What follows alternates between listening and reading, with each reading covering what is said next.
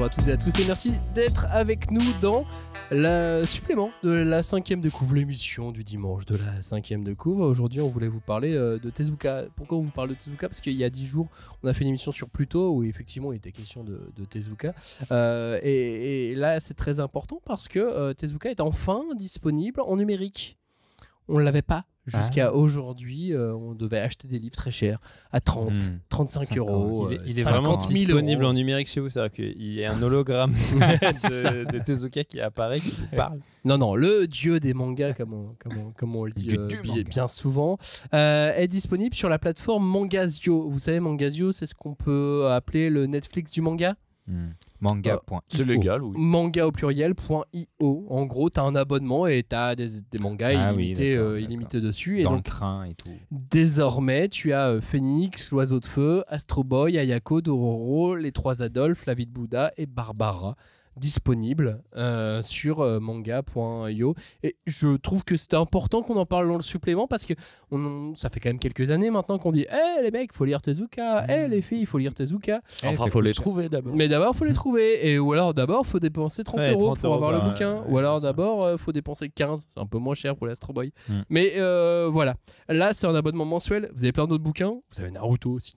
Oui, puis vous pouvez prendre qu'un mois le temps de tout lire et puis après vous désabonner. Hein. Et vous pouvez même prendre la semaine gratos. Ouais, il y a une semaine gratos. Et prenez plusieurs comptes. Non, faites pas ça. Et si vous prenez plusieurs comptes avec la semaine gratos, avec voilà, le là, code ça demande de l'organisation, mais c'est possible. Non, mais de toute façon, tu sais, Joe, ils le savent. Enfin, quand ils font la semaine gratuite, ils savent que les gens font ça. Mais avant tout, c'est comme le Scandrad. Il faut penser aux auteurs, il faut rémunérer les bons auteurs, les gens derrière. Mais pas les mauvais, hein. Non, Ceux-là, on paye pas. En gros, si vous aimez un titre. Là, du coup, c'est les descendants de Osamu Tezuka qui seront rémunérés pour chaque lecture. Oui, mais aussi des ayants droit.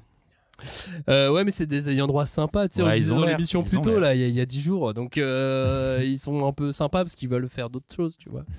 On peut. Ça comme ça. Bref, on dit qu'on les salue. Bien. En tout cas, on salue le digital. On salue le digital, on dit qu'on aime bien les gens. Alors, en plus, les gens de manga.io sont très sympas. Et leur catalogue, il commence à être bien étoffé là. Mais carrément. C'est cool. Il y a des trucs assez chouettes dessus et ça commence à plus que valoir le coup de prendre l'abonnement. Après, il faut lire. Hein. Ouais.